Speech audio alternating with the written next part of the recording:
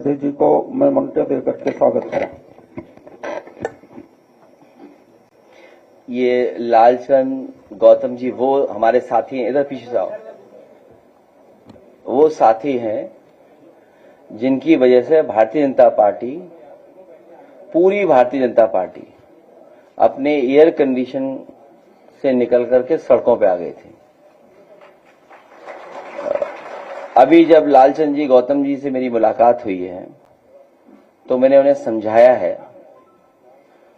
कि कभी भी भविष्य में इस तरह का कोई भी पोस्टर या कुछ, और उसके लिए अभी अध्यक्ष जी संदेश के लिए कहेंगे तो हमारे अरविंद समाजवादी पार्टी के पूर्व सांसद राज्यसभा के रहे, वो संदेश भी देंगे कार्यकर्ताओं को।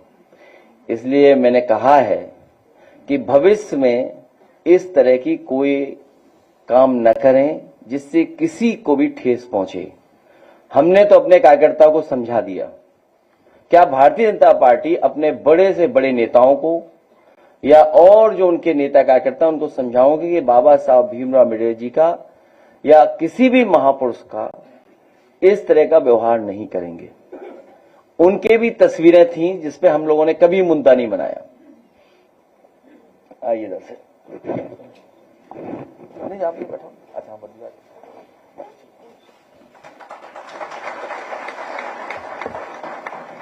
अब ये गलती नहीं करेगा कभी।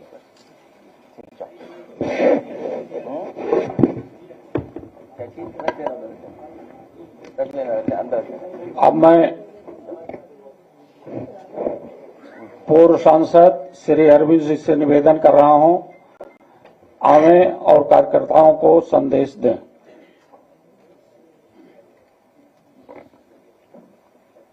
माननीय राष्ट्रीय अध्यक्ष जी,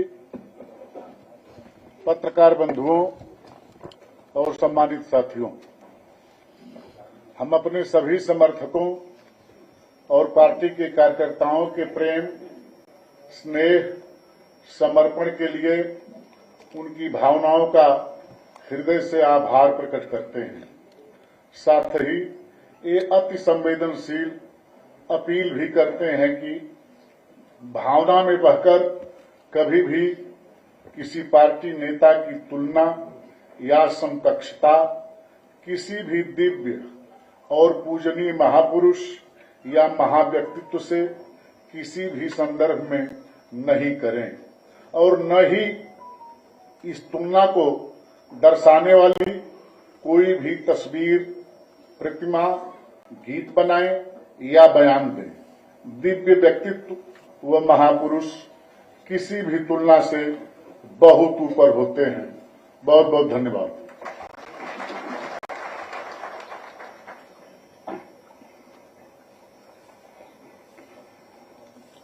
आज बड़ा अच्छा दिन है कि सामाजिक और राजनीतिक पृष्ठभूमि और अच्छे प्रतिभा के धनी श्री बदरुद्दीन खान साहब, जो वरिष्ठ अधिकारी रहे हैं और इन्हें देश की पार्लियामेंट और समाज के बारे में बड़ा गहन अनुभव है, आपको इस मंच के माध्यम से हमें स्वागत करने का अवसर मिला। बहुत हार्दिक खुशी हो रही है कि श्री खान एक बहुमुखी प्रतिभा वाले व्यक्ति हैं। वैचारिक रूप से इनका झुकाव समाजवादी है और यह हमारी राजनीतिक विचारधारा के अनुकूल है। श्री खान एक बहुत अनुभवी व्यक्ति हैं। इनके प्रशासनिक अनुभव में भारत की संसद में वरिष्ठ पद पर कार्य करना शामिल है। अपने रिटायरमेंट से पहले इन्होंने राज्यपाल मणिपुर के प्रधान निजी सचिव, जामिया मिलिया इस्लामिया के चांसलर के सचिव, विभिन्न केंद्रीय मंत्रियों एवं राज्यसभा के उपसभापतियों जैसे श्री शरद पवार, श्री के रहमान खान, श्री पीजे कुरियान, डॉक्टर नजमा हेपतुल्ला के निजी सचिव एवं ओएसडी के रूप में विभिन्न पदों पर कार्य किया।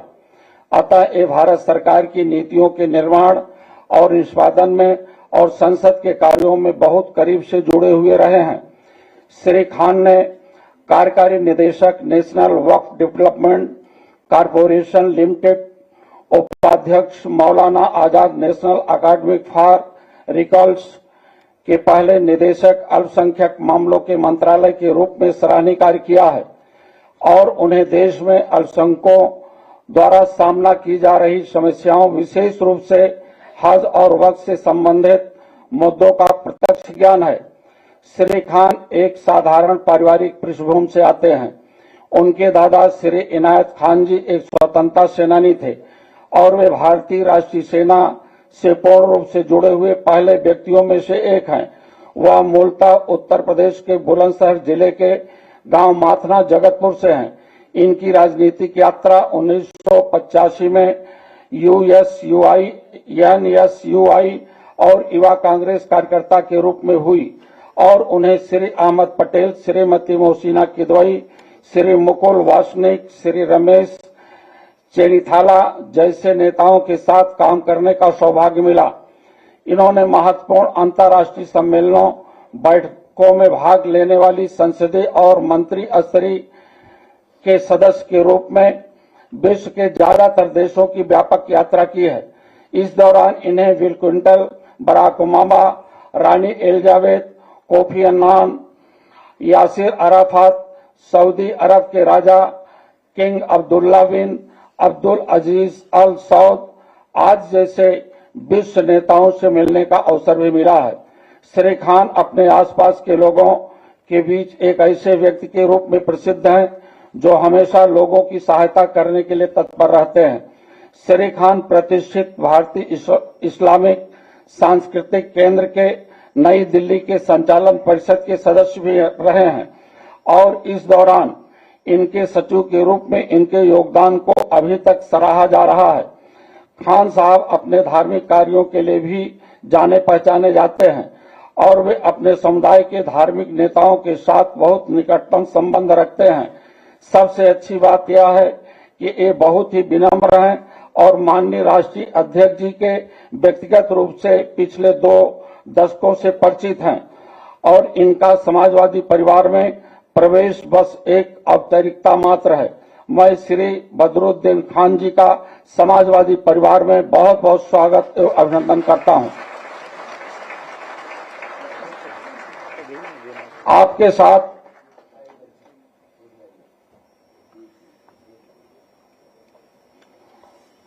माननीय राष्ट्रीय अध्यक्ष जी श्री बदरुद्दीन खान साहब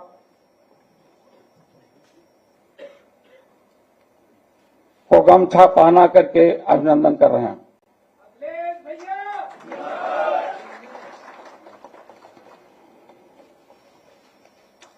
आपके साथ बहुत ही योग्य कुंवर अजीत उत्साही जी हैं और जिन्होंने एक बहुत ही अच्छी विचारधारा की पुस्तक लिखी है, वतन के तराने। अभी माननीय राष्ट्रीय अध्यक्ष जी को अपनी पुस्तक वतन के तराने माननीय राष्ट्रीय अध्यक्ष जी को भेंट करेंगे श्री कुंवर अजीत उत्साही जी।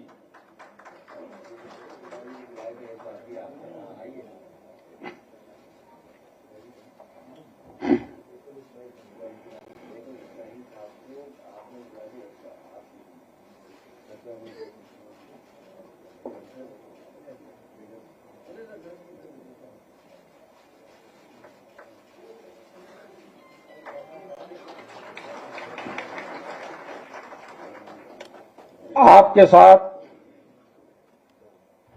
बाबा साहब डॉक्टर अंबेडकर और डॉक्टर लोहिया जी की विचारधारा को अच्छी तरह से फलीभूत करने वाले बहुत से साथी श्री जनाब मुबाशिर सर अहमद, पूर्व विधानसभा प्रत्याशी दरियाबाद बाराबंकी से, जो AIM पार्टी को छोड़कर के समाजवादी पार्टी की सदस्यता ले रहे हैं। श्री सलाउद्दीन खान सचिव अल्पसंख्यक विभाग दिल्ली प्रदेश से हैं। श्री मोइन खान ग्राम प्रधान धरौना जिला बुलंदशहर से हैं। श्री मोहम्मद गुफरान ग्राम प्रधान मंडोली मिर्जापुर जिला बदायूं से हैं। इद्रिस मलिक ग्राम प्रधान बसपा पार्टी छोड़ करके समाजवादी पार्टी की सदस्यता ले रहे हैं गाजियाबाद से। श्री पंकज सिसोदिया जी, जिनका घर वापसी हुआ है, अपने परिवार में आए हैं, विधानसभा अध्यक्ष दलवाला गाजियाबाद से रहे। श्री डॉक्टर तैयब, नेताजी भाजपा गाजियाबाद से समाजवादी पार्टी की सदस्यता ली है। श्री देवेंद्र सिसोदिया जी, नेता भाजपा, आप प्रधान हैं गाजियाबाद से। सभी साथियों को बहुत बहुत मुबारकबाद देता हूं, बधाई देता हूं कि अब बाबा साहब की वो चेतना कहीं रुकने वाली नहीं है।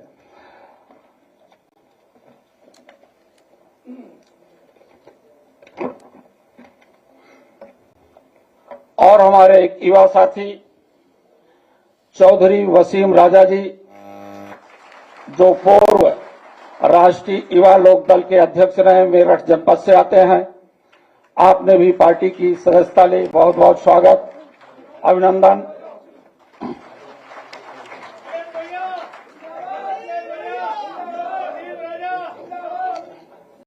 अभी देश की पार्लियामेंट में नाइंसाफी हुई। जज साहब हैं, जज साहब के साथ नाइंसाफी हुई है और बाबा साहब की विचारधारा को तगड़ा झटका देने वालों के खिलाफ मुहिम छेड़ी है। जज साहब मनोज कुमार जी, इन्होंने एक अच्छी समाजवादी विचारधारा की टीम आज पार्टी में शामिल करवाया है, जिसमें श्री मूलचंद चौहान पूर्व मंत्री जी हैं और उनके बेटे अमित प्रताप सिंह जी हैं। आप दोनों लोगों को बहुत बहुत स्वागत और अभिनंदन। और साथ में बहुत सी अच्छी टीम, जो 39 लोगों की टीम है, आरएलडी छोड़ करके मोहम्मद शमशाद अंसारी साहब पूर्व अध्यक्ष बिजनौर रहे हैं, मोहम्मद इरशाद अंसारी पूर्व अध्यक्ष नूरपुर बिजनौर, श्री इमरान अख्तर सनी पूर्व अध्यक्ष श्योहारा धामपुर, मोहम्मद गुलजार वरिष्ठ नेता बीएसपी धामपुर समाजवादी पार्टी में शामिल हुए, चौधरी अरकान अली जी, संत बाबा गुरपाल सिंह मुखी, रतवारा साहिब सिख संप्रदाय, एक बार जोरदार तालियों से स्वागत करिए। श्री फारूक अहमद मौलाना साहब, लवकुश कुमार, बिमला प्रधान जी, आलोक कुमार प्रधान जी, प्रधान ऋषिपाल सैनी जी, नवनीत कुमार जी, प्रधान आलोक कुमार जी, डेविड प्रधान जी, सरदार लखविंदर सिंह जी, सरदार हरचरण सिंह जी, सरदार हरमीत सिंह जी, डॉक्टर सारिफ चिकित्सक नगीना, डॉक्टर नदीम प्रदेश सचिव आरएलडी, साजिद अली कुरैशी, मोहम्मद सरफराज अंसारी वरिष्ठ नेता बहुजन समाज पार्टी, कैसर कुरैशी वरिष्ठ समाज सेवी नगीना, नजाकत अली भारत छोड़ो न्याय के यात्री बिजनौर, प्रधान इब्राहिम नगीना, पद्म सिंह, अंकित कुमार, अनीश अहमद, इकरार, दीपक कुमार, अनुज कुमार, कोमल सिंह, मन अहमद, समीम अहमद, सभी प्रधान लोग शामिल हुए। बड़ी संख्या में सभी साथियों का बहुत बहुत स्वागत और अभिनंदन है। और साथ ही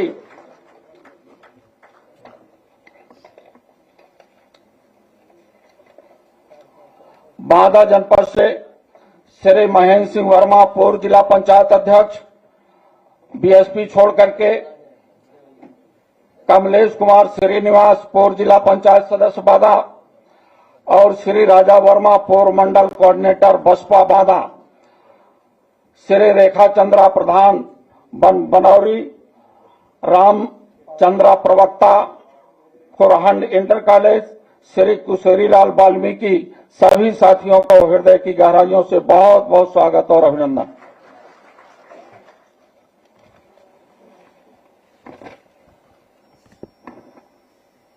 आदरणीय ब्रह्माशंकर त्रिपाठी जी पूर्व मंत्री जी के द्वारा लगभग 100 की संख्या में आज बीएसपी और भारतीय जनता पार्टी छोड़ करके समाजवादी पार्टी की सदस्यता लिए हैं, जिनमें शिवचरण सिंह यादव जी, संतोष तिवारी जी, मनोज द्विवेदी जी, भीम पांडे जी, कृष्णानंद पांडे जी, संतोष कुशवाहा जी, देव प्रताप सिंह जी, जय किशन आर्या जी, पद्म पांडे जी, विजय मिश्रा जी, छोटेलाल कन्नौजिया जी, रामदयाल जी, विपिन पांडे जी, तमाम ऐसे जिनकी संख्या बहुत लंबी है, बहुत बहुत बधाई, बहुत बहुत धन्यवाद।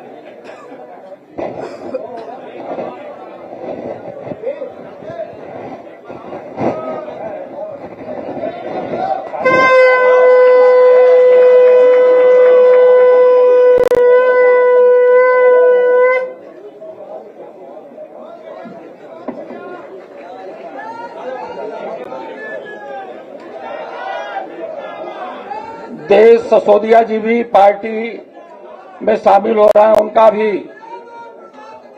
बहुत बहुत स्वागत। देश ससोदिया जी,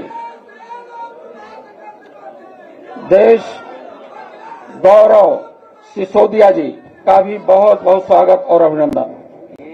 ये अकेले सकरी बजा रहे हैं, अभी चुनाव भी लड़ चुके 2024 का लोकसभा। अब पढ़ना मत पूछना। बहुत बधाई, बहुत धन्यवाद। निर्दलीय है क्या चीज? निर्दलीय लड़े थे वो। अब वोट मत पूछना। आइए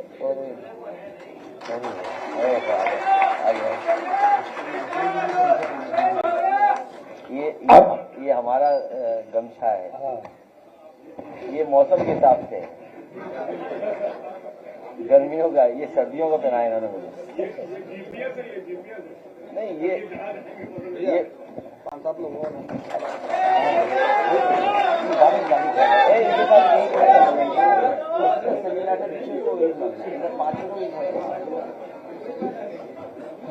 आपको ही पहन लिया। अब मैं अच्छा तब ठीक है। जनपद बिजनौर से अपने मजबूत साथी पूर्व मंत्री श्री मूलचंद सिंह चौहान जी से निवेदन कर रहा हूं, क्या बिल्कुल चंद समय में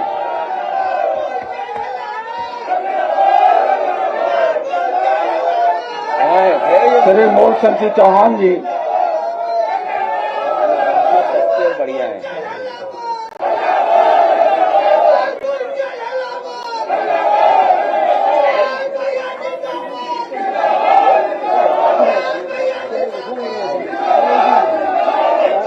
आप मंच की तरफ आए, आप मंच की तरफ आए, 1 मिनट में आभार व्यक्त करें। मंत्री जी श्री मूलचंद सिंह चौहान जी। नहीं वो लगता तभी अच्छा है।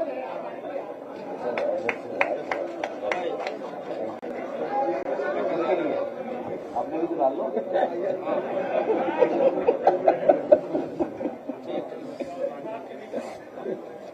वो बहुत चीजें नहीं पड़ी। हेलो, आज राष्ट्रीय अध्यक्ष जी के द्वारा यहां पर उपस्थित जो हमारे साथी लोग 2022 में गड़बड़ कर दिया था, आज उन्हीं को सबको संगठित करके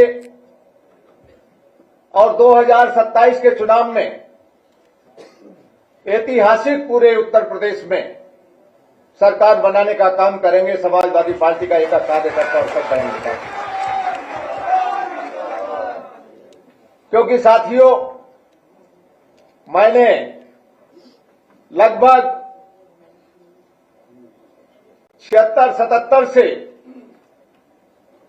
आज हमारे बीच में नहीं है आदरणीय नेताजी, उनसे बहुत कुछ सीखा और उन्हीं से सीखकर मैंने समाजवादी पार्टी को आगे बढ़ाने का काम किया था। और पुनः जो गलतियां हुई उन्हें सुधारेंगे और उसी के साथ साथ 2027 में सरकार बनाने का काम करेंगे। ये मेरा अनुरोध है आप सभी से। और बहुत बहुत शुक्रिया आप लोगों का, बहुत बहुत धन्यवाद सभी को।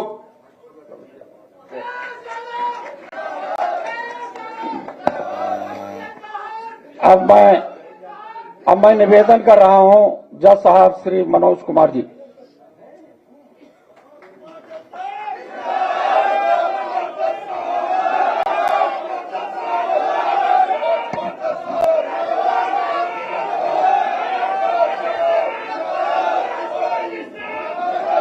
आज इस सभागार में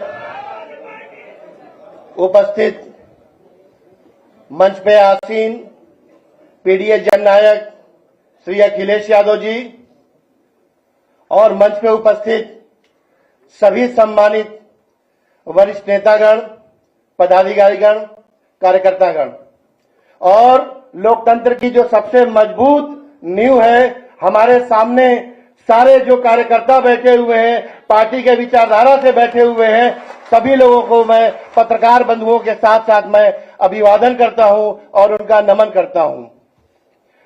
पीडीए कॉन्सेप्ट जो राष्ट्रीय अध्यक्ष जी के जरिए जन जन तक पहुंच रही है, वो सिर्फ जन जन तक ही नहीं, जन जन के दिलों तक पहुंच रही है। वो एक आवाज जो सदियों से खोई हुई थी, जिसको आवाज नहीं मिली थी, जो कमजोर थी, जो बेबस थी, जो दुख में रहती थी, जो किसी गांव गली कूचे के किनारे दम तोड़ती रहती थी, उसको आपने एक आवाज दी, एक पहचान दी पीडीए के माध्यम से। हम लोगों का सभी समाज आप पर गर्व करता है।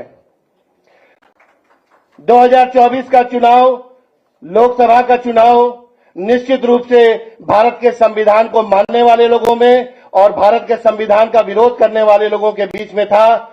और हमारे राष्ट्रीय अध्यक्ष जी के मेहनत और नीतियों की वजह से जो कमजोर सरकार नई दिल्ली में बनी है, उसके लिए भी मैं पुनः आप लोगों को बधाई देता हूं।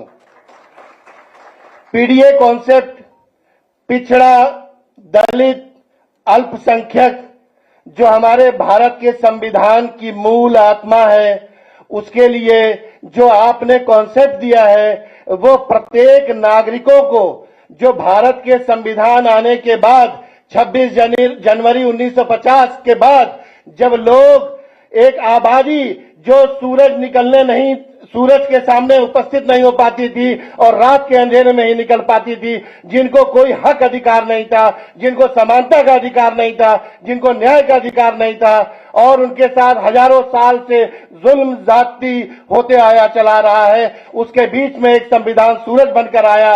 और आपने जो ये पीडीए कॉन्सेप्ट दिया, ये उसी बड़ी आबादी का हिस्सा उस रोशनी को धीरे धीरे पढ़ने शुरू हो चुके हैं। और हम लोग 2024 में एक संकल्प लिए थे कि पीडीए को जन जन तक पहुंचाएंगे। इसलिए मैंने चुनाव लूज करने के बाद एक पीडीए जन सुनवाई कार्यालय जनपद में खोला और जिससे सैकड़ों और हजारों लोगों को अपना श्रम देने से, अपना समय देने से बहुत हजारों लोगों को रिलीफ मिला। जनपद के लोगों का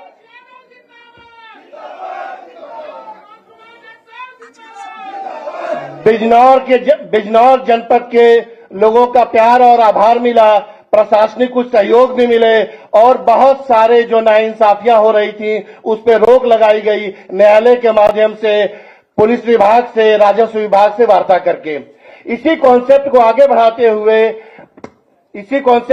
बढ़ाते हुए लोगों ने कहा कि साहब आप जो है 3 दिन सुनते हैं, फ्राइडे, सैटरडे, संडे, शुक्रवार, शनिवार, रविवार को सुनते हैं, इसको आप एक निरंतर ले आइए, जिसको अपनी बात कहनी हो और कहे। और सबसे अच्छी बात रही कि जो बिचौलिया समाज है उससे मुक्ति मिली लोगों को।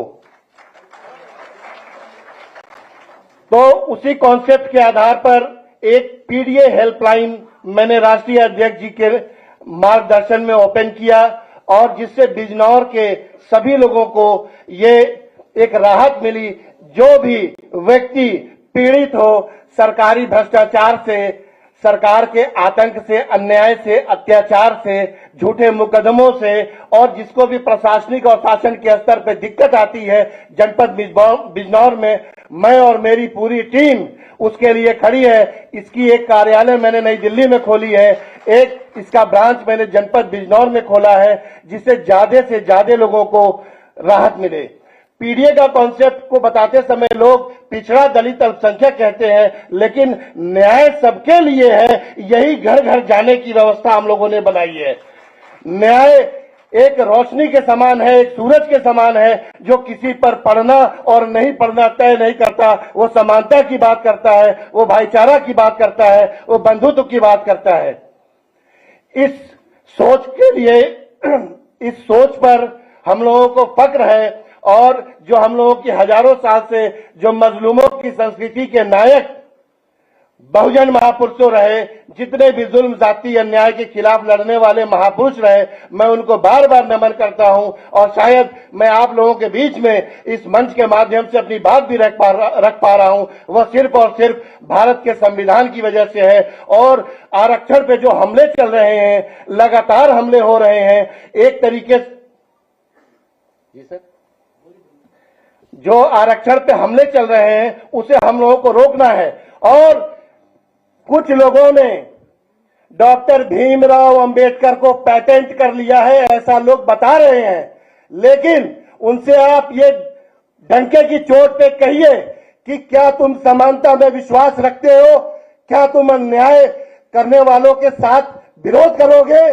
क्या भाईचारा को जो बिगाड़ता है इस मुल्क में उसके खिलाफ रहोगे? आप उनसे पूछिए कि बाबा साहब के मूर्तियों को स्थापित करने से बाबा साहब की विचारधारा नहीं बढ़ेगी। बाबा साहब की विचारधारा समानता, न्याय, बंधुता के माध्यम से बनेगी, जो हमारे राष्ट्रीय अध्यक्ष जी दिल से हम लोगों के साथ लेके चल रहे हैं। इन्हीं सब बातों के साथ आप लोगों का मैं पुनः धन्यवाद देता हूं और उम्मीद करता हूं कि जब जब जुल्म जाती हो, चाहे वो किसी भी समाज का हो, पीड़ा की कोई जात होती है क्या? दुख की कोई जात होती है क्या? तकलीफ की कोई जात होती है क्या? हम लोग मजलूम और जालिम की 2 जातें होती हैं। हम लोग मजलूम समाज के साथ हैं और यही संविधान का मूल उद्देश्य भी है। और हमें गर्व है, इस बात का फक्र है कि हम लोग राष्ट्रीय अध्यक्ष जी के साथ जुड़े हुए हैं, जो एक पढ़े लिखे लोगों में एक विजन देखते हैं और तमाम तरह की बातों को बहुत ही समझदारी से जनता के बीच में स्प्रेड करते हैं। हम लोगों का धर्म बनता है कि जो हजारों साल की दास्तां संविधान के माध्यम से चली आ रही, संविधान से रोकी गई, उसमें आपके हाथों को हम लोग मजबूत बनाए और हर घर में एक अंबेडकर पैदा होना चाहिए, जिससे जुल्म, जाति, अन्याय से सबको मुक्ति मिले। डॉक्टर भीमराव अंबेडकर का कोई कॉपीराइट या कोई पेटेंट लेने का दावा कर रहा है तो वो झूठा है। बहुत बहुत शुक्रिया, बहुत बहुत आभार। पुनः आभार अपने राष्ट्रीय अध्यक्ष जी का और सभी वरिष्ठ नेताओं का, जो आपने मुझे सुना, बोलने का अवसर दिया और मुझे इस कॉन्सेप्ट को बनाने में मदद की। बहुत बहुत शुक्रिया, बहुत बहुत आभार। बहुत बहुत धन्यवाद। अब मैं निवेदन कर रहा हूं, बुला रहा हूं श्री बदरुद्दीन खान साहब, वरिष्ठ अधिकारी जो वर्तमान में सेवानिवृत्त हो चुके हैं, आवें और अपने विचारों को रखें।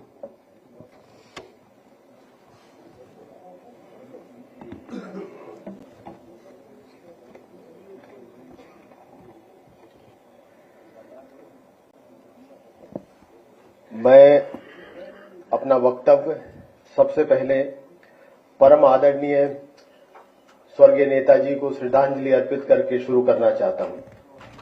वो आज हमारे बीच नहीं है, लेकिन वो ऐसा रास्ता दिखा के गए हैं कि यहाँ जितने समाजवादी लोग मौजूद हैं, हिंदुस्तान में जितने समाजवादी लोग मौजूद हैं, उनके जो जीवन है उससे हम लोग रास्ता सीख रहे हैं।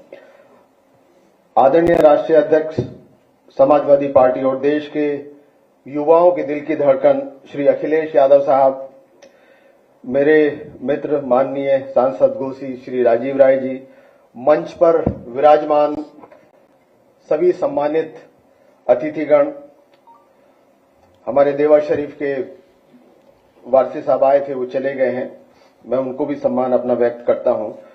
दिल्ली, लखनऊ, बुलंदशहर, धौलाना, हापुड़, गुलावटी से आए हुए मेरे साथी जो आज समाजवादी पार्टी में शामिल हुए हैं, मैं उन सब का धन्यवाद देता हूं, स्वागत करता हूं। मीडिया के भाई बहन जो यहां मौजूद हैं, मैं उनका स्वागत करता हूं। मैं उन तक मेरा सलाम और आदाब पहुंचे। मैं शुक्रगुजार हूं उस मालिक का कि उसने मुझे हिंदुस्तान में पैदा किया, और हमें शुक्रगुजार होना चाहिए कि हम सबको हिंदुस्तान में पैदा किया, क्योंकि हिंदुस्तान ऐसा मुल्क है कि हमारे जैसा मुल्क पूरे दुनिया में आपको नहीं मिलेगा। मैं कभी कभी लिखता हूं, एक मैंने शेर लिखा था कि हिंदुस्तान वो सरजमी है कि जहां फूल हर रंग के खिलते हैं खुशबुओं के साथ। लेकिन ये देखा जा रहा है कि इस चमन की जो खुशबू है, इस चमन के जो फूल हैं, उनको मुरझाने की कोशिश की जा रही है। हमारा ये कर्तव्य होना चाहिए, समाजवादियों का, जो भी समाज में विश्वास रखता है, उनका ये कर्तव्य होना चाहिए कि उन ताकतों को हम देश से, सत्ता से बाहर करें। आदरणीय राष्ट्रीय अध्यक्ष जी, आज मेरा सपना ये था कि 2001 में जब मेरी मुलाकात हुई थी, हम लोग जब जिनेवा गए थे, तब मैंने ये प्रण किया था कि अगर मैं किसी पॉलिटिकल पार्टी को दोबारा ज्वाइन करूंगा तो समाजवादी पार्टी होगी। क्योंकि आपकी विनम्रता, आपकी शालीनता, आपकी कार्यकुशलता से मैं इतना प्रभावित हुआ। लेकिन मौका मुझे 2001 के बाद, ये करीब 24 साल के बाद मौका मिल रहा है। इस बीच में जो मुझे जिम्मेदारियां दी गई, उसमें पार्लियामेंट के अलावा मिनिस्ट्री ऑफ माइनॉरिटी अफेयर्स, जैसा कि हमारे भाई ने बताया, उसमें जो अहम मुद्दे थे, जैसे मदरसे के बच्चों की तालीम को कैसे बेहतर किया जाए, उनको जो आज की दीनी तालीम के अलावा जो हायर एजुकेशन है उनको कैसे उनके साथ जोड़ा जाए, स्किल डेवलपमेंट है मदरसे के बच्चों का।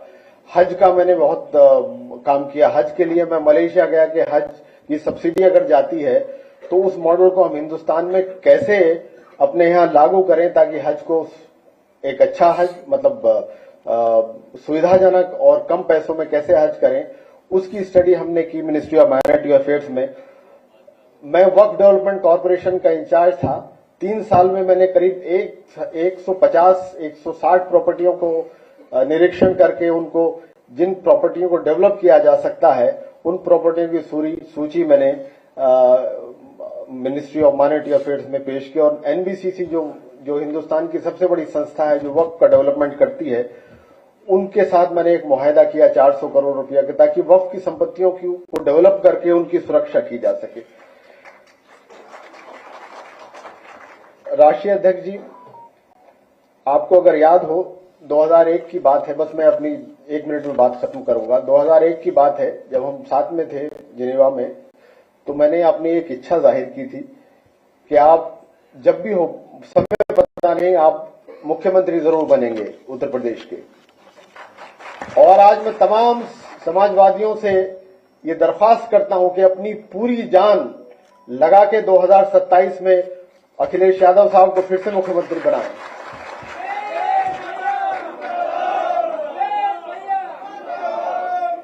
और हमारी ख्वाहिश यही खत्म नहीं होती। हम 2029 में माननीय श्री अखिलेश यादव जी को प्राइम मिनिस्टर देखना चाहते हैं।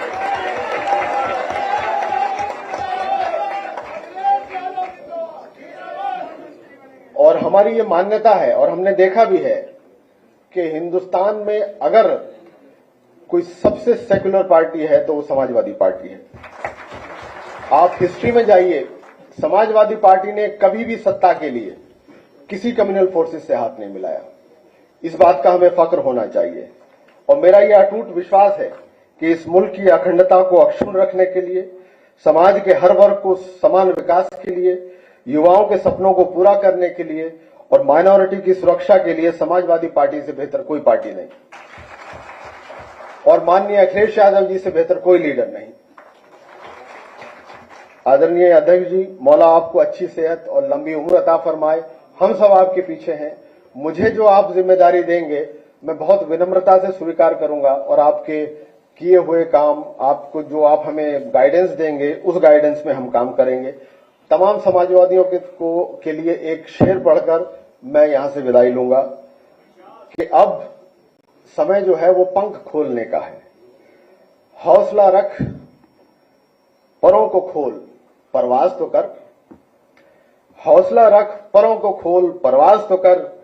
ये जमीन तेरी है, आसमां भी तेरा है। बहुत शुक्रिया।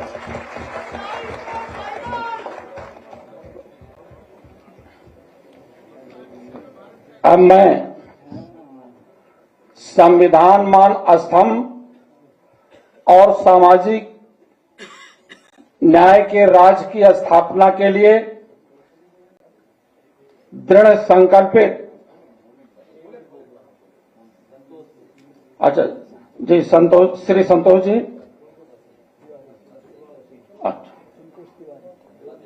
श्री संतोष तिवारी जी।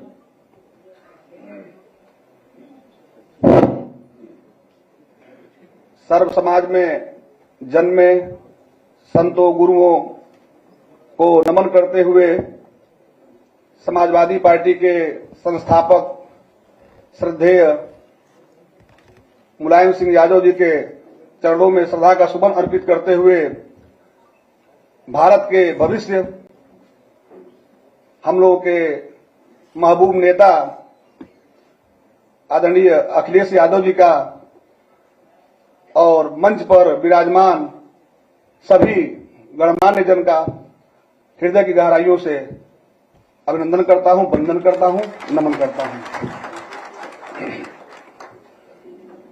मित्रों, मैं 1995 से बहुजन समाज पार्टी का एक कार्यकर्ता था।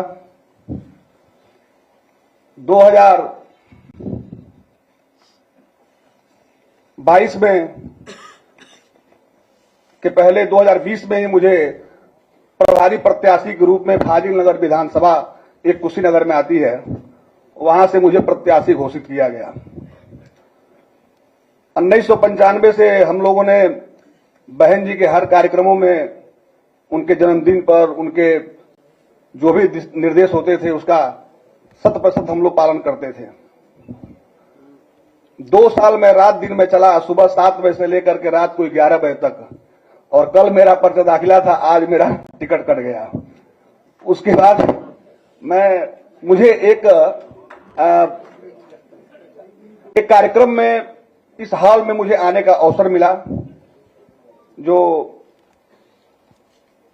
मुझसे कुछ लोग जुड़े हुए थे, उन लोगों ने मुझे आमंत्रित किया और भैया को मैंने एक स्लिप दिया और भैया ने मुझे 2 मिनट समय दिया। उन 2 मिनट बात करने का प्रभाव भैया से मेरे ऊपर इतना हुआ कि मैं 2023 दिसंबर में ही मैं समाजवादी हो गया। आपके जैसा नेता, हम लोग भी अपने गांव के 20 साल प्रधान रहे हैं। बहुत बड़ी ग्राम सभा है, 22,000 की जनसंख्या है, लेकिन बहुत से लोगों से मुझे भी मिलने का मौका मिला है। लेकिन यह मैं 100% मैं कह सकता हूं कि आने वाला भारत का अगर कोई भविष्य है तो आदरणीय अखिलेश यादव जी हैं।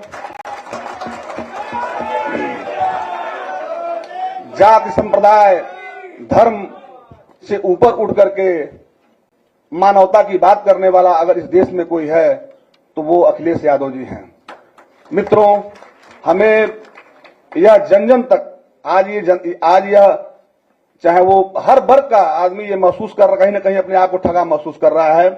जो सरकार की जो पॉलिसी है, कोई भी समाज का आदमी उससे खुश नहीं है।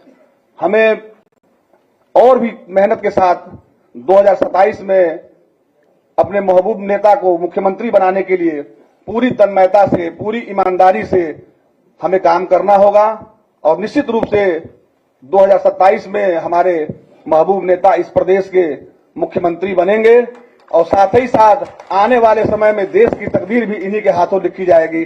सभी को बहुत बहुत धन्यवाद, सादर आभार, प्रणाम।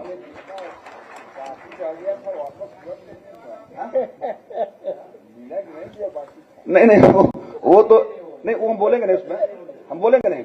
जैसे हम लोग 95 से बसपा की राजनीति किए, नहीं कुछ बोलेंगे भैया, भैया बोलेंगे नहीं, हम अपनी वेदना बता रहे हैं। हम कुछ नहीं बोलेंगे भैया, क्या हुआ वहां इसे नहीं बोलेंगे। हमारे साथ बहुजन समाज पार्टी के बहुत सारे साथी भी आए हुए हैं, जो पूर्व में विधानसभा, जैसे कृष्णानंद पांडे जी हैं, 80 साल के। भैया आप आ जाइए इधर, माननीय अध्यक्ष जी के पास आ जाइए। वो 36 साल भैया वो काम किए हैं बहुजन समाज पार्टी में। 36 साल वो जिला उपाध्यक्ष रहे, ब्राह्मण भाईचारा के वो प्रदेश में भी रहे। अभी हमारे रामदयाल जी यहाँ बैठे हुए हैं, वो भी बेचारे काम किए, लगभग 25 साल से काम किए। कहने का मतलब ये है कि हम किसी के लिए कुछ करते हैं, अगर हमें भैया ने यहाँ मंच पे जगह दे दिया, टिकट मिले, हम सांसद बने, विधायक बने, मिनिस्टर बने, कोई मतलब नहीं है। ये मुझे जानते हैं, संतोष तिवारी ये हैं। मैं तो 95 से और 2022 तक मिलता रहा, बार बार मुझे बताना पड़ा कि संतोष तिवारी मेरा नाम है। दुख इस बात का है, दुख इस बात का नहीं है कि मेरा क्या नुकसान हुआ, क्या मेरा गया, क्या डूबा, इससे मतलब नहीं है।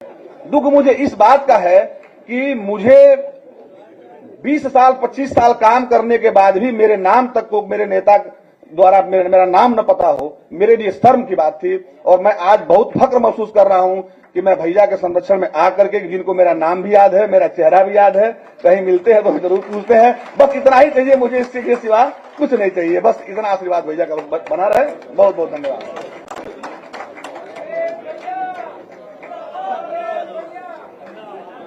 अब मैं श्री चौधरी वसीम राजा साहब से निवेदन कर रहा हूं कि आप हमें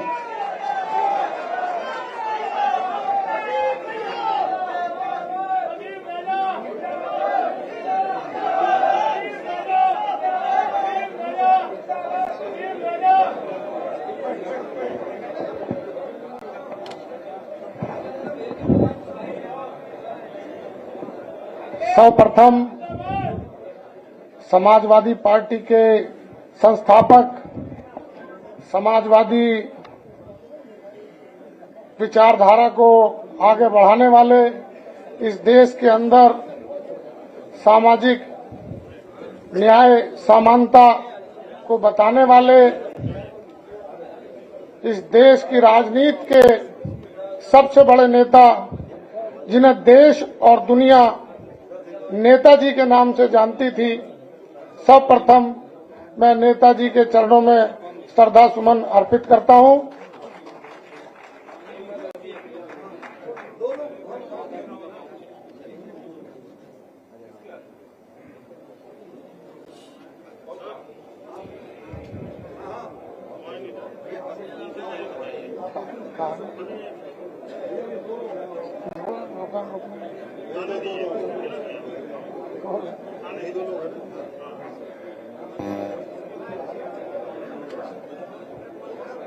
समाजवादी पार्टी के राष्ट्रीय अध्यक्ष, पीडीए के जननायक, उत्तर प्रदेश के पूर्व मुख्यमंत्री, लाखों करोड़ों किसानों, मजदूरों, नौजवानों की उम्मीद, आदरणीय श्री अखिलेश यादव जी, यहां मंच पर बैठे बेहद वरिष्ठ नेतागण, हमारे अभिभावकगण, मेरे सामने बैठे पत्रकार बंधुओं एवं दूर दराज से आए हुए सभी साथियों, आज पूरा देश सिर्फ एक नेता की ओर देख रहा है और उस नेता का नाम है श्री अखिलेश यादव। यदि देश के अंदर भारतीय जनता पार्टी जो संविधान विरोधी है, यदि उस संविधान को बचाने की कोई लड़ाई अगर देश के अंदर कोई नेता लड़ रहे हैं तो आदरणीय श्री अखिलेश यादव जी लड़ रहे हैं। आज देश के अंदर बेरोजगारी, महंगाई, भ्रष्टाचार और भाजपा द्वारा एक सामाजिक ताना बाना जो इस देश को गंगा जमनी तहजीब के नाम से जाना जाता था, आज भारतीय जनता पार्टी ने उसे दागदार करने का काम किया है। और एक नेता देश में ऐसे हैं, श्री अखिलेश यादव जी, जो लगातार उसे जोड़ने के लिए काम कर रहे हैं, उसको रफू करने का काम कर रहे हैं। और अखिलेश यादव जी के नेतृत्व में उत्तर प्रदेश में आने वाला समय किसानों का, मजदूरों का, नौजवानों का, अल्पसंख्यकों का जो पीडीए की रणनीति है, उससे भारतीय जनता पार्टी प्रदेश और देश में सिर्फ पीडीए की रणनीति से घबराई हुई है। और सिर्फ एक नेता श्री अखिलेश यादव ऐसे हैं जिनसे भारतीय जनता पार्टी के लोग घबराते हैं। मैं आप सबसे अनुरोध करता हूं और अपनी बात को खत्म करता हूं। आज यहां से सभी लोग ये मन बना के जाएं और अपन साथियों, सभी धर्मों की 36 बिरादरी और नौजवान, बुजुर्ग, मजदूर साथी, आज मैं आप सबसे ये वादा करना चाहता हूं कि हम सब लोग यहां से जाके एक एक दिन हम लोग समाजवादी पार्टी की सरकार बनाने के लिए काम करेंगे। और आज इस मिले सम्मान के लिए मैं अभिभूत हूं। मुझे सौभाग्य मिला कि देश के सबसे बड़े नेता के मंच पर मुझे बोलने का मौका मिला। मैं आदरणीय अखिलेश यादव जी का हमेशा आभारी रहूंगा। तहे दिल से धन्यवाद करता हूं। जय समाजवादी पार्टी, जय अखिलेश।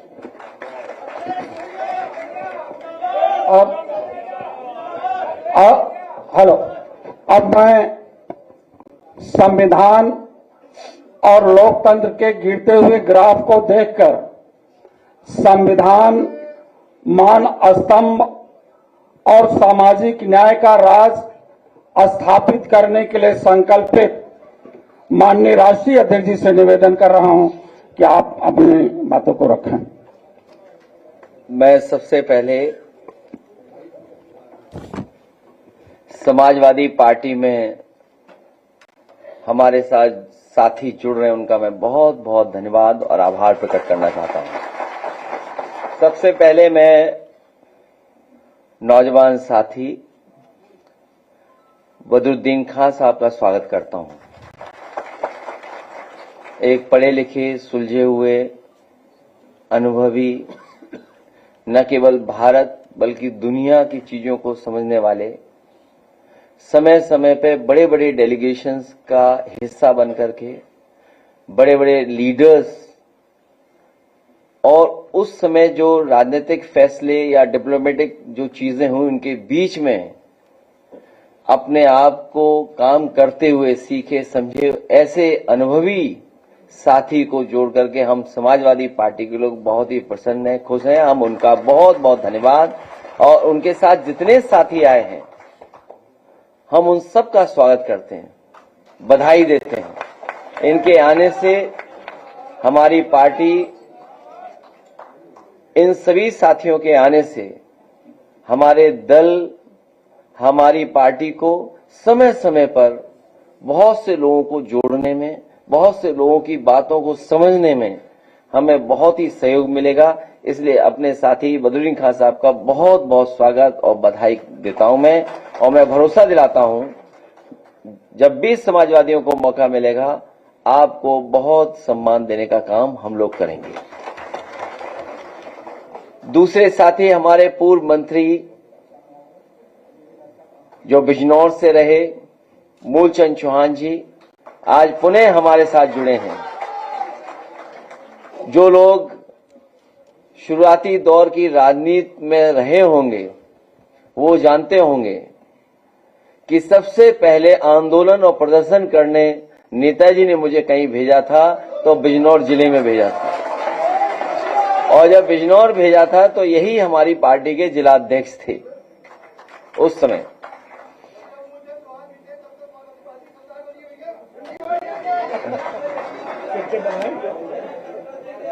देखिए, अभी आपने सुना इस शंख बज गया है, इसलिए मैं अपने पुराने साथी और नेताजी से जुड़े और समाजवादी आंदोलन में हमेशा साथ रहे। वो राजनीतिक परिस्थितियों में थोड़ी दूरी हो गई। राजनीतिक परिस्थितियों में कई बार जो संतोष तिवारी जी बता रहे थे बात, इसी तरह का घटनाक्रम हो जाता है जिससे दूरी बन जाती है। लेकिन आज हमारे साथ आए हैं, न केवल वो आए हैं, उनके साथ बड़ी संख्या में साथी हैं और जो यहाँ पर मौजूद हैं, यहाँ के साथ साथ बिजनौर से देख रहे होंगे, मैं सभी साथियों का बहुत बहुत स्वागत और धन्यवाद देता हूं। साथ ही साथ जो समाजवादी साथी हैं हमारे, वो भी साथ रह करके इस पार्टी को मजबूत बनाएंगे। सामने जो लड़ाई है, उस लड़ाई में हमारा सभी लोग मिलकर के सहयोग करेंगे। संतोष तिवारी जी को बहुत बहुत धन्यवाद और स्वागत। इनके आने से हमारी पार्टी को कुशीनगर में मजबूती मिलेगी। हमारे साथ ये लोकसभा चुनाव में ही जुड़ गए थे, विधानसभा चुनाव में हाँ, विधानसभा चुनाव में हमारे साथ आ गए थे और बहुत सारी जानकारी हम और आप दोनों जानते हैं कि राजनीति में कई बार जो सामने से दिखाई देता है वो नहीं होता है। कुछ ताकतें पीछे से हाथ मिला के रखती हैं। तो जब इनसे हमारी मुलाकात हुई तो कुछ ऐसे घटनाक्रम इन्होंने बताए जिसमें हमारी आंखें खुल गईं। तो मैं संतोष तिवारी जी का, उनके साथ जितने वरिष्ठ सम्मानित लोग आए हैं, मैं उन सब का स्वागत करता हूं, धन्यवाद देता हूं। और आज का दिन भी बहुत महत्वपूर्ण है। 1 मई लेबर्स डे के नाम से जाना जाता है। आज के दिन पूरी दुनिया में लेबर डे के नाम से, और लेबर डे के उस पर सभी हम मजदूर भाइयों को बहुत बहुत बधाई और शुभकामनाएं देते हैं, क्योंकि 1 मई बहुत ही महत्वपूर्ण दिन होता है। आज के दिन जब शंख बजा है तो सोचिए परिवर्तन होना तय है। फिर बजा।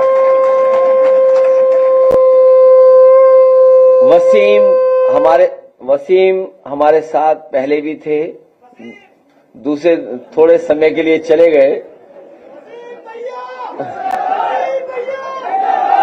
और अब पुनः हमारे साथ जुड़े हैं। हमें उम्मीद है मेरठ, आसपास, दिल्ली तक और आसपास सब जगह पार्टी के कामों में, पार्टी के संघर्ष में साथ देंगे और पार्टी को और मजबूत बनाने का काम करेंगे। मैं वसीम भाई और उनके सभी साथियों का बहुत बहुत धन्यवाद और आभार प्रकट करता हूं। साथ ही साथ सबसे महत्वपूर्ण और समय के हिसाब से जो जज रहे, मनोज जी ने फैसला लिया है, वो जो काम करना शुरू किया है, मैं उस काम के लिए, पीडीए हेल्पलाइन के लिए उनका बहुत बहुत धन्यवाद और आभार प्रकट करता हूं। क्योंकि आज के समय पर लोगों को इधर उधर न जाना पड़े और कई बार गरीब बहुत सी चीजें समझता नहीं है। कई बार तकलीफ और परेशानी में रहने वाला इंसान, जो सामान्य चीजें समान तरीके से हो सकती हैं, उसमें भी उलझ जाता है और अपनी मदद नहीं कर पाता है या मदद ले नहीं पाता है। ऐसे समय पर जो जज रहे हैं, जो कानून को समझते हैं, अधिकारियों की और लोगों की, प्रशासनिक अधिकारियों की जिम्मेदारी समझते हैं, किस काम को कैसे किया जाता है और कौन रोड़ा अटका रहा है, उसमें गरीब जनता की मदद करने के लिए आपने पीडीए हेल्पलाइन काम शुरू किया है। मैं आपका और आपके साथियों का बहुत बहुत धन्यवाद और आभार प्रकट करता हूं। इसी तरह के काम से हम बहुत से गरीबों की मदद कर सकते हैं। मैं मनोज सिंह जी जज साहब से कहूंगा और अपने तमाम साथियों से कहूंगा कि जब पीडीए हेल्पलाइन बन गई है तो हमें पीडीए का डेटा सेंटर भी बना देना चाहिए।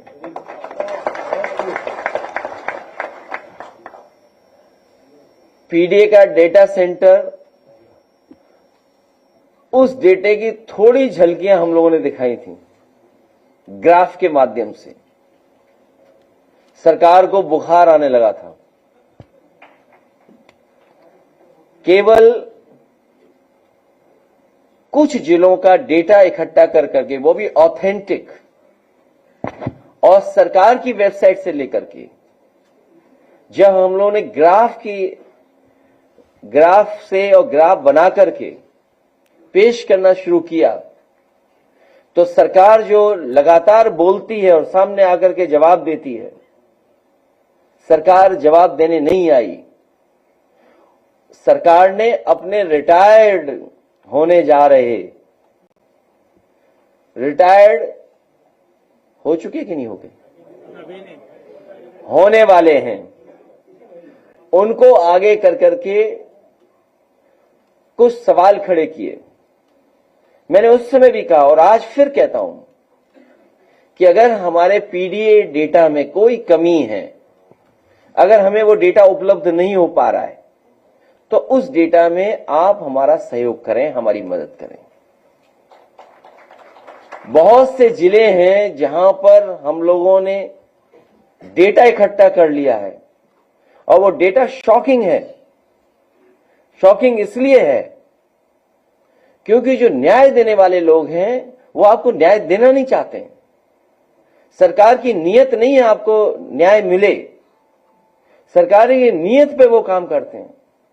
कई बार जब उनसे कहा जाता है कि आखिरकार ये फैसला क्यों ले रहे हैं आप, तो कहते हैं हम पर दबाव बहुत है। दबाव किस चीज का है ये कभी कभी समझ में नहीं आता है, लेकिन इस सरकार में दबाव हमें कई मौकों पर देखने को मिला है। एक पानी की टंकी भ्रष्टाचार का बहार नहीं सह पाई, एक पानी की टंकी भ्रष्टाचार का बहार नहीं सह पाई और टंकी फट गई, गिर गई, पाइप टूट गया। सरकार सह नहीं पा रही है भ्रष्टाचार का भार। एक वरिष्ठ आईएएस अधिकारी अंडरग्राउंड है। ये पीडीए की ताकत की वजह से घबराए हुए लोग हैं जो अभी अभी सरकार ने फैसला लिया है। हमें खुशी है इस बात की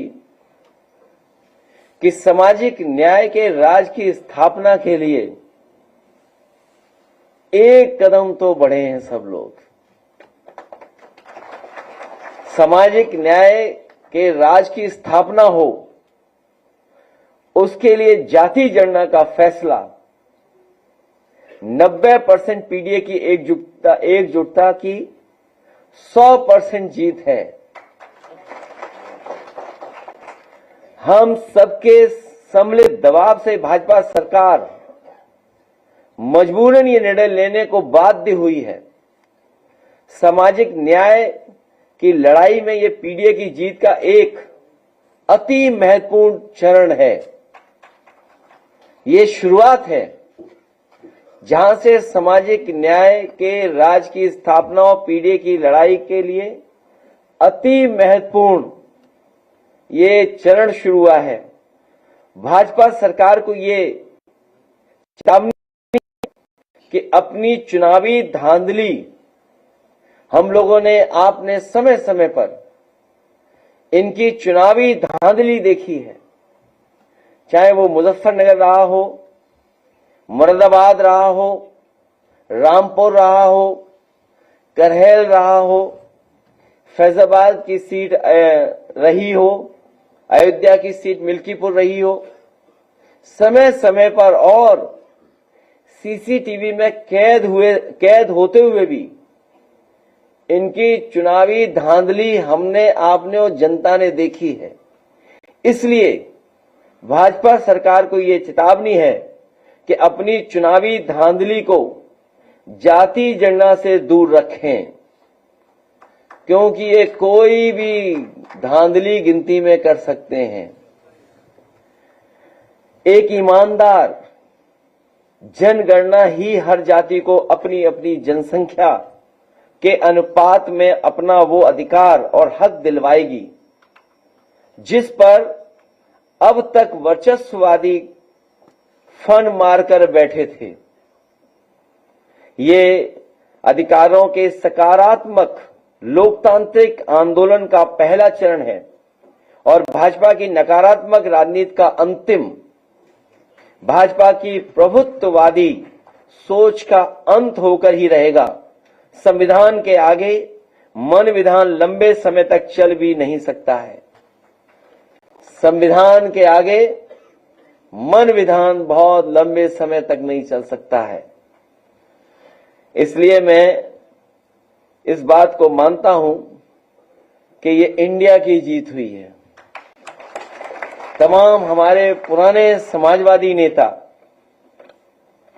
और बड़ी संख्या में सामाजिक न्याय के आंदोलन को आगे बढ़ाने वाले लोग, उनकी वजह से ये परिणाम मिला है। एक लंबी लड़ाई के बाद आज सरकार तैयार हो गई है कि उन्हें जाति जनगणना करना पड़ रहा है। जातिवाद जनगणना का मुद्दा हमेशा बहुत जिम्मेदारी से समाजवादियों ने उठाया और आज हमें उम्मीद है कि इस जाति जनगणना के माध्यम से जो पीडीए का दबाव है, बहुत सच्चे डाटा, सच्ची जानकारी मिल जाएगी। और अभी तो इससे आगे और कदम बढ़ने हैं। प्राइवेट जगहों पर, संस्थाओं में नौकरी, रोजगार, इन तमाम सवालों पे और बहस छिड़ेगी। जो मकसद था इक्वलिटी एंड जस्टिस का, उस इक्वलिटी एंड जस्टिस में हम लोग और आगे बढ़ने का काम करेंगे। साथ ही साथ आज जो श्रमिक दिवस है, मैं उसके लिए देश दुनिया के सभी श्रमिकों को बधाई और भविष्य के लिए शुभकामनाएं देना चाहता हूं।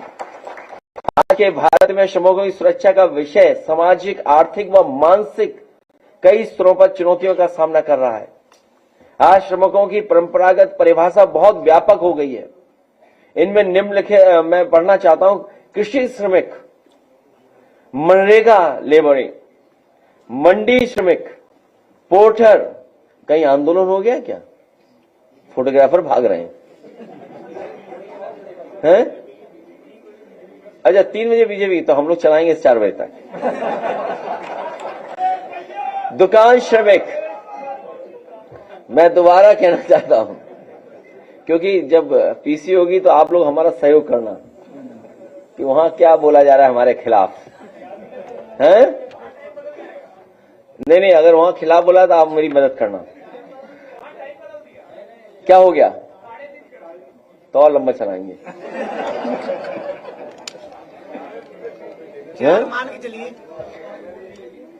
तो मैं कह रहा था कि बड़ी संख्या में जो हमारे कृषि श्रमिक, मनरेगा श्रमिक, मंडी, पोर्टर, दुकान, एमएसएमई, निर्माण उद्योग में लेबर हैं, औद्योगिक सेवा क्षेत्र में हैं और नई तरह की एक बड़ी संख्या में लोग जहां काम कर रहे हैं। हालांकि उसको हम लेबर की कैटेगरी में नहीं ला सकते हैं, लेकिन ये कह सकते हैं कि सम्मानजनक वो रोजगार नहीं दिखता है। लेकिन क्योंकि नौकरी नहीं है, रोजगार नहीं है, इसलिए डिलीवरी बॉय या हमारे ड्राइवर, ये दैनिक रोजगार है। ये कोई बहुत परमानेंट नौकरी नहीं है, ये दैनिक रोजगार है। भाजपा राज में सामान्य रूप से सबकी चुनौतियां सिवाय कुछ एक विशेष अंतर के लगभग एक जैसी हैं। ये जितनी मैंने कैटेगरी बताई हैं, इन सब कैटेगरी में जो काम कर रहे हैं, जो श्रमिक हैं, उनके इश्यूज एक से हैं लगभग। इसलिए आज का दिन बहुत महत्वपूर्ण है। और ये परिणाम क्यों है? रिकॉर्ड तोड़ बेरोजगारी, नियमित रोजगार की समस्या, कार्य की दशाओं हालत की समस्या, किस परिस्थितियों में काम करते हैं, कार्य के घंटों की समस्या। कभी हम लोगों ने सुनने को मिला था कि किसी ने कहा कि इतने घंटे काम करना चाहिए। हमें और आपको वो मशीन समझते हैं कि अगर आप इतने घंटे भी काम कर सकते हैं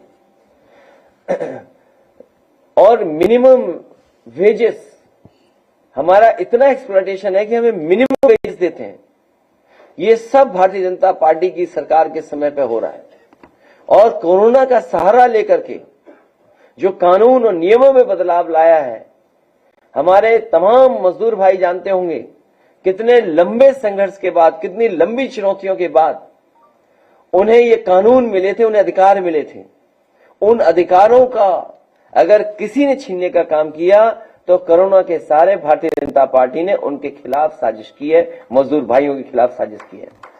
न्यूनतम मजदूरी न मिलने की समस्या, लेकिन कानून तो है, लेकिन भ्रष्टाचारी भाजपाई तंत्र पैसे वालों से पैसे लेकर मजदूरों का हक मार देते हैं। आउटसोर्स योग्यता के हिसाब से काम न मिल पाने की समस्या और संकट, सामाजिक सुरक्षा के कारगर कवच की कमी से हर तरह के शोषण की समस्या,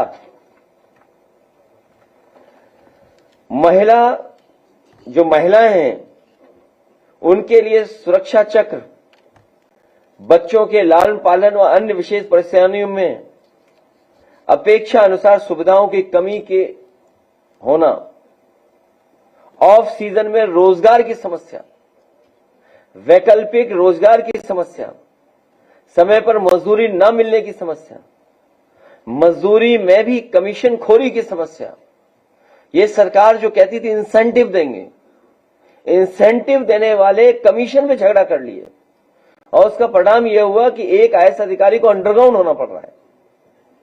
कर्जदारी की समस्या, बीमारी में पैसे न मिलने की समस्या, विश्राम हेतु नियमित अवकाश न मिलने की समस्या, डिलीवरी करने वाले या ड्राइवर पर समय पर पहुंचने के दबाव में दुर्घटना और चिकित्सा बीमा की कमी की समस्या, या उन्हें जो मदद मिलनी चाहिए वो भी शायद नहीं दे पा रहे हैं।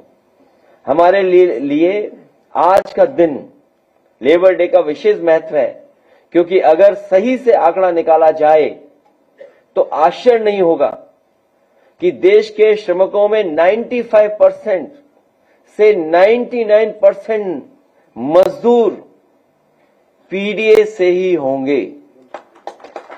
अगर हम डेटा देखें पूरे देश का, तो इस डेटा में सबसे ज्यादा हमारे पीडीए परिवार के लोग ही निकलेंगे। इसलिए हर तरह के मजदूर की लड़ाई हमारे अपने पीडीए की लड़ाई है, क्योंकि वो पीड़ित दुखी हैं तो हम पीडीए के लोग भी उनके साथ खड़े दिखाई दे रहे हैं। मैं आदरणीय उदय प्रताप सिंह जी से कहूंगा, क्योंकि वो जाति जनगणना को लेकर के बहुत शुरू से, बहुत शुरुआती दौर से लगातार इस पे सहयोग और अपने समय समय पर समाजवादी पार्टी नेताजी हम लोगों को भी जानकारी और सुझाव देते रहे हैं। मैं उनसे भी कहूंगा, हमने वो समय भी देखा लोकसभा में जब सभी दल एक हो गए थे और हाउस एडजॉर्न हो गया था। नेताजी शरद यादव जी, आदरणीय लालू प्रसाद यादव जी और तमाम नेता मिलकर के उस समय की सरकार से मांग की थी कि जाति गणना हो। आश्वासन मिला था, लेकिन जाति गणना के डेटा आंकड़े कभी नहीं आ पाए। इसलिए लंबी लड़ाई में कम से कम हम लोग यहां तक पहुंचे हैं। ये पीडीए का ही दबाव है, जिसकी वजह से भारतीय जनता पार्टी वो पार्टी जो हमें समय समय पर इस सवाल पर जातिवादी बोलती थी कि हम जातिवादी लोग हैं। आप में से जितने लोग हैं आप सब जानते होंगे, इनके एक से एक बड़े नेता, कई लोग तो कई 100 वर्षों से विरोध कर रहे थे। वो लोग भी न जाने क्या कहते थे जब ये सवाल खड़ा होता था। आज वो सब मिलकर करके पीडीए के दबाव की वजह से ये जो फैसला लिया है, इस जाति जनगणना के आंदोलन में देश के जितने नेता रहे, समय पर लड़ते रहे, जितने लोग साथ आए, मैं उन सबका बहुत बहुत धन्यवाद और आभार इस मौके पर देता हूं। मैं आदरणीय उदय प्रताप सिंह जी से कहूंगा जरूर 2 मिनट कहें, फिर पत्रकार साथी जितने सवाल पूछना चाहे पूछें, जिससे बीजेपी की प्रेस कॉन्फ्रेंस 5 बजे हो।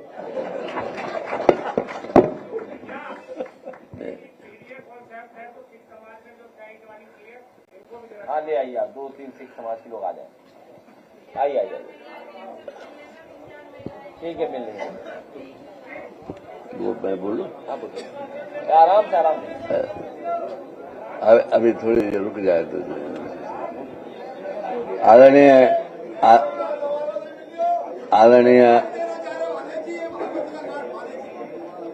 आदरणीय अध्यक्ष जी, मैं बहुत ज्यादा नहीं बोलूंगा, बहुत थोड़ी देर बोलूंगा। आपने एक बहुत बड़ा सवाल उठाया कि हमारे ऊपर जातिवाद का आरोप लगता है। जब कभी हम जाति गणना की बात करते थे तो वो बात मैं ये कहना चाहता हूं कि जब लोहिया जी ने सबसे पहले एक नारा दिया था कि पिछड़ा पावे 100 में 60 संसोपा ने बांधी घाट, लोहिया जी पीडीए में से नहीं थे, तो उसी वक्त से ये चर्चा लगी थी कि बगैर 60% की जब बात चली कि बगैर जाति जनगणना के न तो इसके विरोध में बोला जा सकता है न इसके समर्थन में बोला जा सकता है। उसके बाद जब सुप्रीम कोर्ट में एक 9 जजेस की बेंच बैठी थी जिसने Indira Sahni versus federal government पर फैसला दिया था, उसमें मधुलमय जी ने कई घंटे का भाषण दिया था जाति जनगणना के पक्ष में कि बिना जाति जनगणना के जो भी आप बजट बनाते हैं वो ठीक नहीं होगा, जो भी आप गरीबों का करना चाहते हैं वो ठीक नहीं होगा। तो न तो लोहिया जी पिछड़े थे, न मधुलमय जी थे। उसके बाद सुरेंद्र मोहन जी ने कहा, और एक बात बताना, बहुत संक्षेप में बोल रहा हूं, 201 में हर 11 साल बाद होती थी, तो 10 साल बाद तो 201 की जनगणना का जब सवाल आया, उस समय अटल बिहारी वाजपेयी जी प्रधानमंत्री थे। उस समय उनके जो सहायक थे उन्होंने ये कहा था कि जाति जनगणना के बगैर हम सही तरह से निर्धन लोग, जो वंचित लोग हैं, उनका मदद नहीं कर सकते, लेकिन वो भी खाते में डाल दी गई।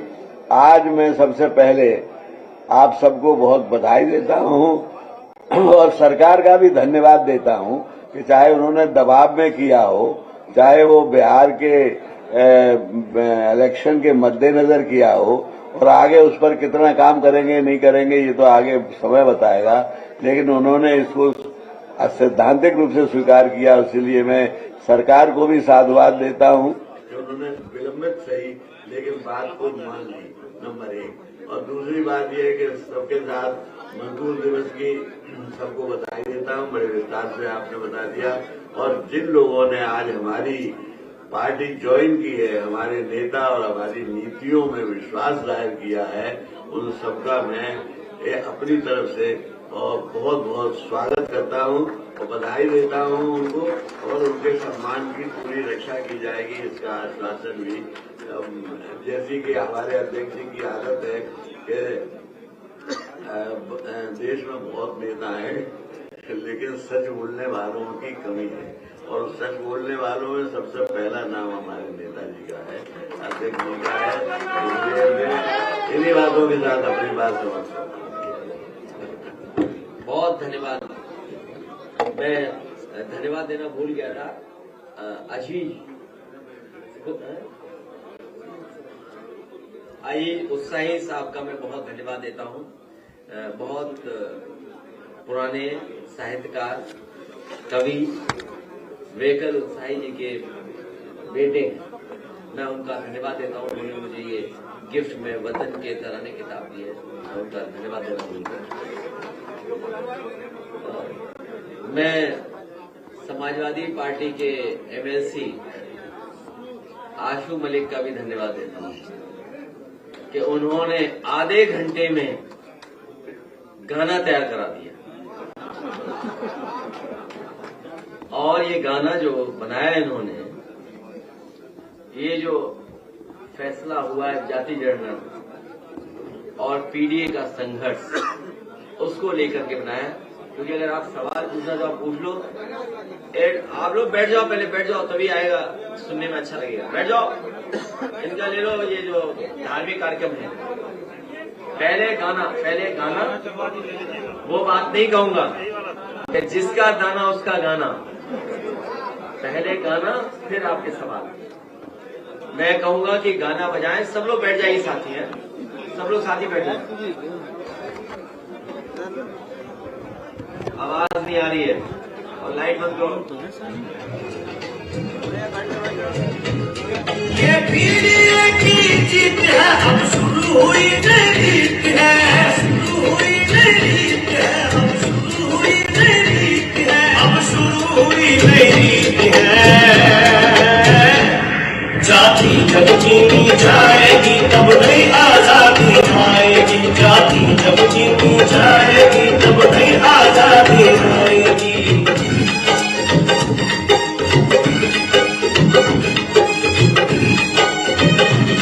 जो नेताजी ने लड़ी लड़ाई उसने अब है मंजिल पाई, उसने अब है मंजिल पाई। इतना में है साथ उठाया, ये मुद्दा हर बार उठाया, ये मुद्दा हर बार उठाया, तब जाकर ये दिन है आया। अब तक जिसने हक है मारा, अब उसने हथियार है दादा। ये पीढ़ी की जीत है, शुरू हुई अब नई रीत है। जाति गिन जाएगी तब नई आजादी आएगी।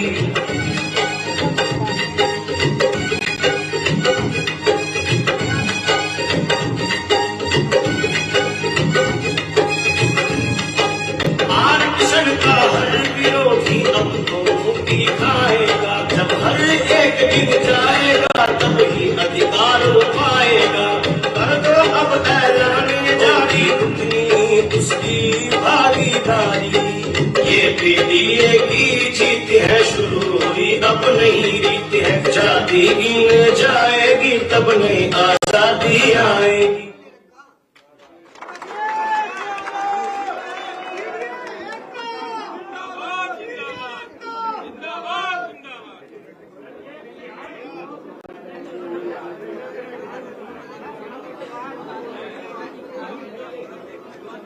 बीजेपी हारेगी, अब और हारेगी।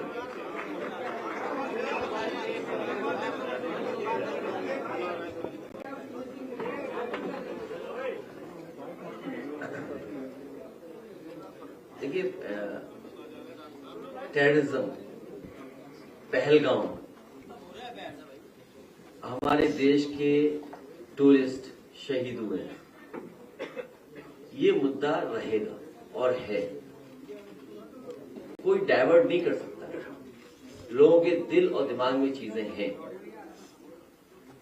वो डाइवर्ट नहीं हो सकता। हमारी इंटरनल सिक्योरिटी, बॉर्डर सिक्योरिटी और किसी देश के लिए सबसे महत्वपूर्ण सवाल है ये। और इसके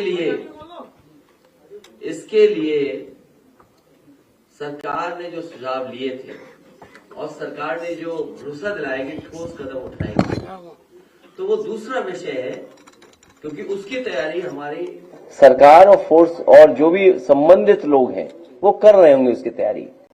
क्योंकि पहलगांव में जो हुआ है, जो सीधे साधे निर्दोष लोग जो टूर एक देखने गए चीजें, सोचिए ऐसे गोली चल जाए, जान चली जाए,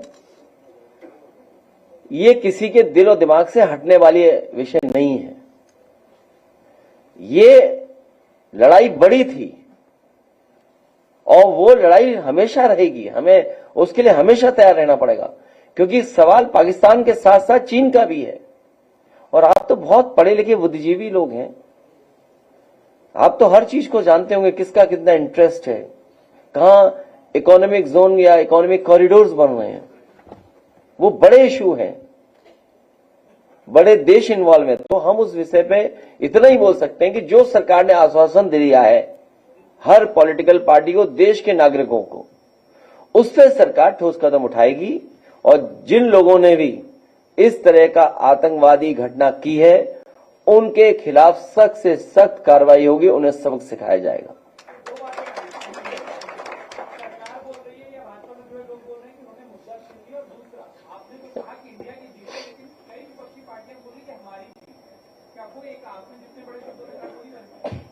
मैंने ये कहा कि पीडीए, इंडिया और जितने भी लोगों ने इसमें सहयोग किया है, समय समय पे इस आंदोलन को आगे बढ़ाया है, और संविधान बाबा साहब भीमराव अम्बेडकर जी, उन्हीं के संविधान में तो है इक्वलिटी एंड जस्टिस। इक्वलिटी और जस्टिस के लिए ही तो मंडल कमीशन बना था। इक्वलिटी के लिए ही एंड जस्टिस मिले, आरक्षण मिले, पिछड़ी जातियों को मिले, अति पिछड़ी जातियों को मिले।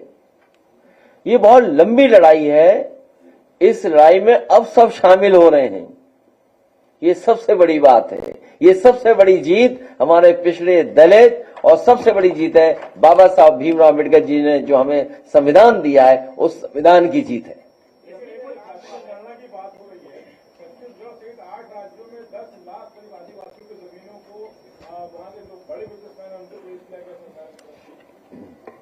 क्यों? देखिए, बिना सरकार हटाए जमीन नहीं बचेगी, इतनी सी बात है। बिना सरकार हटाए हमारा किसान, हमारा गरीब, हमारा मजदूर अपनी जमीन नहीं बचा सकता। सरकार हटाओ तुम भी।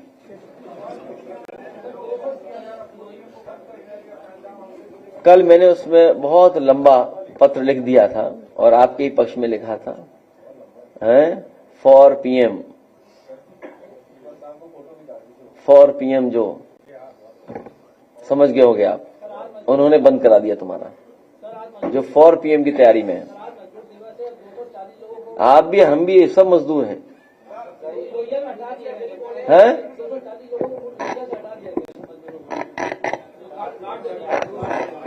देखिए, इसीलिए आपने सुना नहीं ढंग से। जो लेबर डे के दिन अगर ये फैसला सरकार ले रही है तो समझिए कितना ये मजदूरों के लिए दुश्मन ही लोग, जो सरकारी नौकरी नहीं दे पा रहे हैं, जो रोजगार के अवसर नहीं पैदा कर पा रहे हैं, वो इस आज के दिन फैसला है। इसका मतलब ये मजदूरों को ही चिढ़ा रहे हैं कि देखिए आज के दिन ही हम तुम्हारी नौकरी छीन रहे हैं। लेबर डे के दिन तो उन तमाम लोगों को याद भी किया जाता है और बधाई भी दी जाती है कि जिनके संघर्षों की वजह से कानून मिले अधिकार। और कितने हैं मजदूर? वो तो एक है, लेकिन किसी के लिए कोई सरकार काम ही नहीं कर रही है। कृषि श्रमिक हैं, मान लीजिए, उनके लिए क्या काम कर रही है? मनरेगा श्रमिक हैं, वो मांग कर रहे हैं। मंडी श्रमिक हैं, पोर्टर हैं, दुकान श्रमिक हैं, एमएसएमई में बड़े पैमाने पर लोग हैं, श्रमिक हैं। क्या उनके लिए कोई है व्यवस्था सरकार के पास? निर्माण उद्योग में कितनी बड़ी संख्या में लोग जुड़े हुए हैं, और औद्योगिक श्रमिक हैं, सेवा के क्षेत्र में हैं। अभी मैंने कहा नए तरह की जो व्यवस्था है उसमें कितने लोग हैं? ड्राइवर्स को क्या सुरक्षा है? डिलीवरी बॉयज को क्या सुरक्षा है? और फिर एक आंकड़ा आया था, अगर आपको याद हो, कि सबसे ज्यादा लेबर फोर्स पलायन किस प्रदेश की कर रही है? सबसे ज्यादा लेबर फोर्स किस प्रदेश की पलायन कर रही है?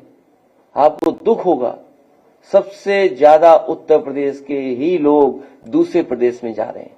और तब जब ये सरकार दावा करती है कि इतना इन्वेस्टमेंट आ गया है, इतने रोजगार दे दिए हैं उन्होंने, तो अगर उनकी बात हम मान लें तो सबसे ज्यादा हमारा वर्कफोर्स, खासकर लेबर, दूसरे प्रदेशों में क्यों जा रहा है?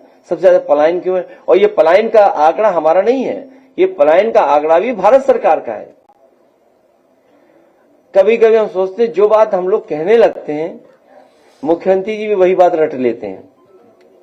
हम लोग एक्सप्रेसवे की बात करते हैं तो अब भाषण सुनोगे मुख्यमंत्री के तो एक्सप्रेसवे बोल रहे हैं आजकल। कोई देवरिया का आया होगा, देवरिया या गोरखपुर का, 4 लेन सड़क दी समाजवादियों ने, और मुख्यमंत्री कह रहे हमने बनाई। गोरखपुर से देवरिया, देवरिया से सलीमपुर, और एक गोरखपुर सलीमपुर जो जा रही है आपकी वाराणसी, जो एनएचआई की है, बहुत पुरानी सड़क थी। सबसे ज्यादा सहयोग हमारी सरकार में वो लैंड एक्विजिशन से लेकर के और चीजें, और एक नई सड़क बताने लगे कि एक एक्सप्रेसवे बना रहे हैं वो, जो शामली से शुरू होगा गोरखपुर, और गोरखपुर से जाकर के आसाम में सिलचर तक जाएगा। तो मैंने कहा कहां बन गया? किसी से पूछा मैंने, तो वो बना रहे हैं सपनों में। कल ही तो बोला उन्होंने। बंद कर दिए यूट्यूब चैनल जो भी आ रहे हैं और जो सरकार से सवाल कर रही है, आपकी नजर में अब कौन से चैनल बचे रह जाएंगे? मुझे लग रहा है कि अगर यहाँ पे 50 है चैनल तो मेरे हिसाब से 2 ही 3 चैनल बच जाएंगे। इसीलिए पीडीए में पी है सबसे आगे, पत्रकार।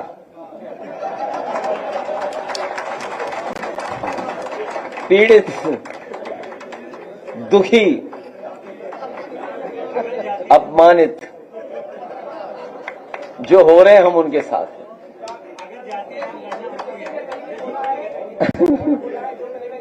क्योंकि जो ये बड़े बड़े चैनल, इनको क्यों तुम नाराज करना चाहते हो? ये थोड़ा बहुत तो दिखा रहे हैं, अभी कुछ और खिलाफ बोल दोगे तो वो भी नहीं दिखाएंगे। तो ये हो क्या रहा है कि जो बड़े बड़े चैनल हैं इनके इधर दर्शक कम हो रहे हैं, जो बड़े बड़े चैनल हैं उनके दर्शक कम हो रहे हैं, उनकी टीआरपी डाउन जा रही है क्योंकि वो सरकार के सहारे पे काम कर रहे हैं,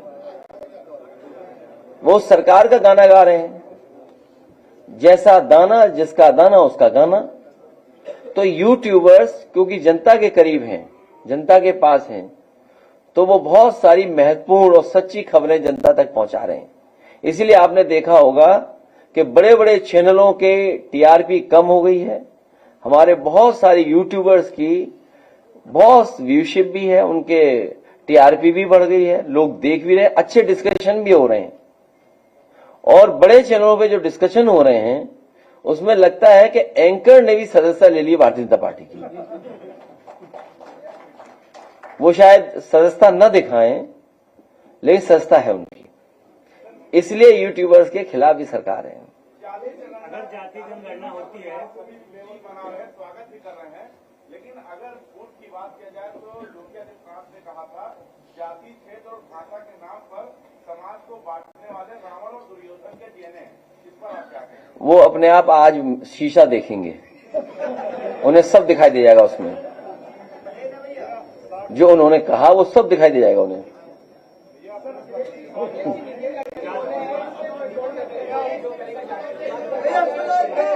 अब तो पड़ गई, अब दिल्ली में बताएं जाके किसने मारी है। अब भाई दिल्ली में बताएं ना।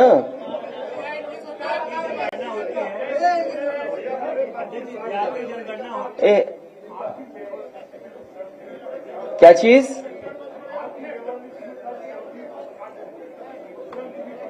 तो अभी जोड़ ले रहे हैं श्रमजीवी पत्रकार, तो कोई और वर्ड डाल दें आप लोगों के लिए? नहीं, श्रमजीवी पत्रकार है, हाँ यही ठीक है, श्रमजीवी पत्रकार, इनकी भी समस्याओं का समाधान होगा, हम आपको भरोसा दिलाते हैं।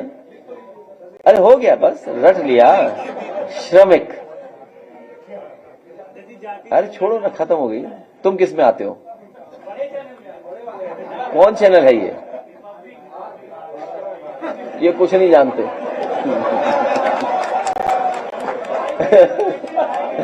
नहीं आपकी नहीं, इनकी नहीं, इन्हें तो मसाला चाहिए, कोई गलती कर दें हम, ये गलती ढूंढने आए हैं। अब बताइए वो जो कार्यकर्ता था, अच्छा देखिए वो जो कार्यकर्ता था, चलिए वो जिस भी इमोशन में जो भी उसने किया, हमने कहा कि काम नहीं करना है, उसने गलती स्वीकार कर ली, भविष्य में कोई नहीं करेगा, और हमने पार्टी से निर्देश भी दे दिए। अच्छा भाजपाई जो गलती करते हैं उनका कोई नेता माफी मांगेगा क्या? कोई उनका नेता सुधारने के लिए कहेगा? आप बताइए, इसमें जानलेवा हमला हुआ था, ये देखिए आप, केवल इसने कुछ लिख दिया था, पीडीए पंचायत की, ये जानलेवा हमला था। ये वही नौजवान है, आप देखिए अखबार खबर देखिए आप, लालचंद के ऊपर कितना अटैक हुआ है, देखिए आप, ये उर्दू में है, पूरी खबर है, उसकी जानकारी है। आप लोगों ने इंटरव्यू भी लिया, वो सबने देखा, और देखिए इतनी बड़ी खबर लिखी, देखिए आप, वो तो अखबार ने लिखा कि इतना मारा और अपमानित हुआ लड़का, तो वो किसी इमोशन में उसने तस्वीर बना दी, और भाजपा ऐसे आ गए जैसे जाने क्या हो गया। मैं सच्चाई में कहना चाहता हूं कि बाबा साहब भीमराव अम्बेडकर जी को भारतीय जनता पार्टी कभी नहीं मानती, मन से नहीं मानती, नहीं मानती मैं, मेरा दिल और मन यही कहता है।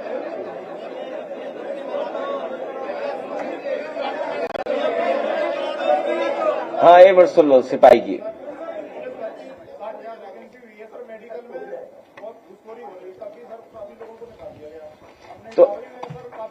तो ऐसा करिए आप लोग, क्योंकि मेडिकल में ये निकाल रहे हैं, तो आप हमें लिख करके दीजिए। और मैं ये सरकार तरीका अपनाती है कि कैसे रोका जाए पीडीएस समाज के लोगों को। जब इन्होंने सूची जारी की तो बहुत सारे नाम ऐसे आ गए उसमें जो नाम नहीं आने चाहिए थे सूची में, आपको पता होगा। अरे रुक जा भाई। तो इस तरह का भेदभाव सरकार के स्तर पे हो रहा है। और जिसको इन्होंने निकाला है फिजिकल में निकाला है, डॉक्टरी में, वही डॉक्टरी जब हुई होगी तो कोई सामान्य ऐसी कोई छोटी मोटी बात बता दी होगी कि इसके कारण ही नहीं हो सकता है। क्या दिखाया मेडिकल में कि तुम्हारी कमी है?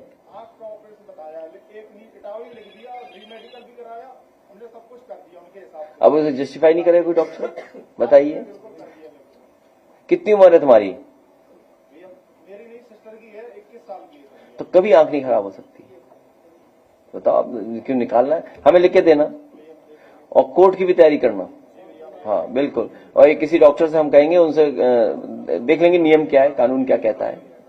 ये देखिए कैसे आपको दिखाई नहीं दे रहा, बताइए आप। मतलब हद हो गई। कैसी सरकार है ये बताओ? है? सोचिए आप, मतलब किस स्तर तक भेदभाव है। ये जो पीडीए का दबाव है, इसी की वजह से इन्हें जाति गणना कराना पड़ रहा है। मुझे लिख के देना बेटा, आप नहीं लिख के देना। इसलिए मैं एक बार फिर पत्रकार साथियों का धन्यवाद देता हूं। हाँ सवाल पूछिए। ए मर जाओ ना, क्या सवाल है तुम्हारा? है 100 से ज्यादा लोग काम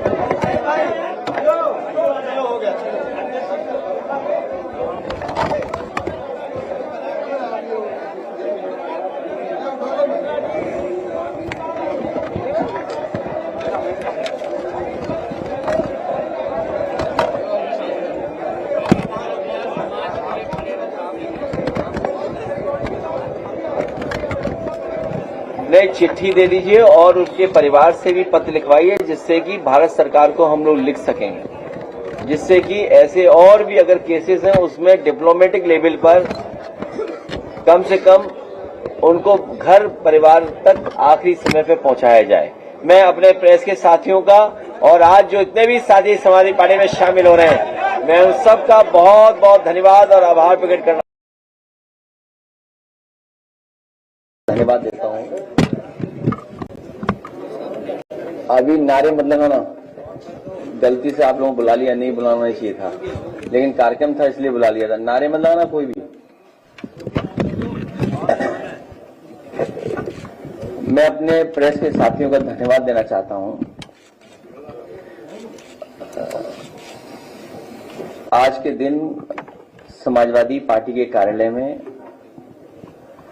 हम लोग पूर्व में रहे उत्तर प्रदेश के गवर्नर, उत्तराखंड के गवर्नर अजीत कुरैशी साहब का कार्यक्रम बड़े पैमाने पे उनके सभी सहयोगी साथी आकर के मनाना और करना चाहते थे, लेकिन क्योंकि जिस तरह की घटना हुई है कश्मीर में, उसकी वजह से हम लोगों ने कार्यक्रम कोई बहुत बड़ा नहीं किया और कार्यक्रम को शॉर्ट में ही खत्म कर दिया। क्योंकि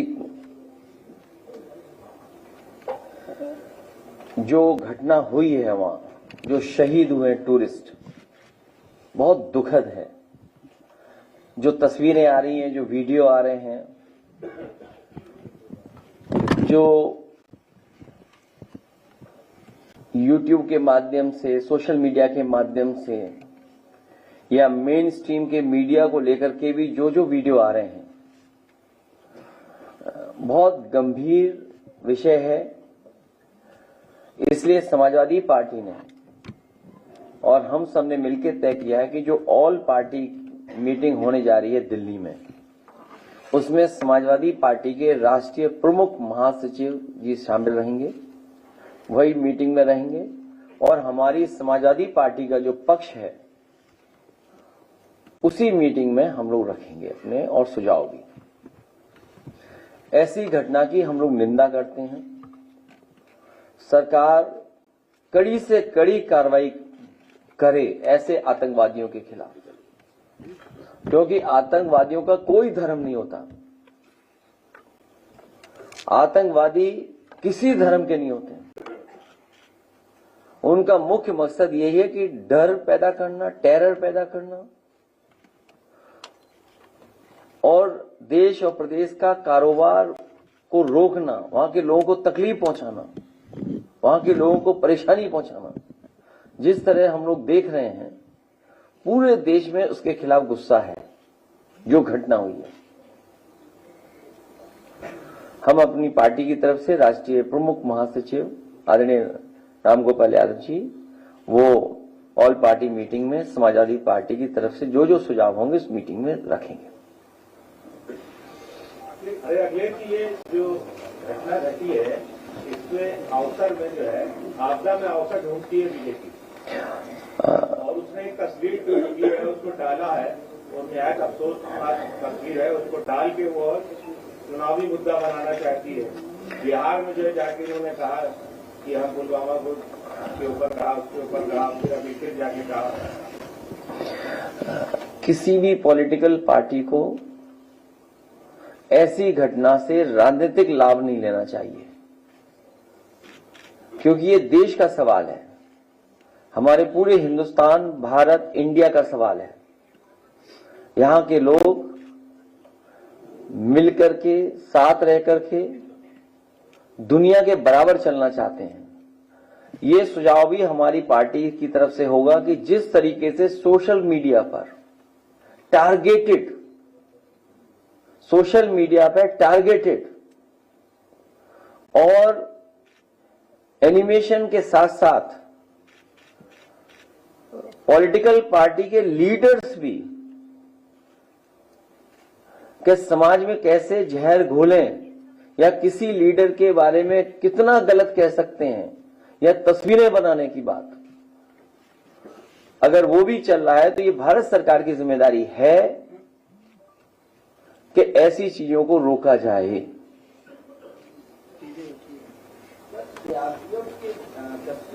जवानों का एक वीडियो वायरल हुआ है जिसमें वो ये कह रहे हैं कि बुलेट प्रूफ गाड़ी में हम सुरक्षित रहेंगे और सरकार अगर बिना बुलेट प्रूफ गाड़ी में। बहुत से विषय इसमें आएंगे, बहुत सी चीजें हम और आप लोग सोशल मीडिया पे देख रहे हैं। ये दिल्ली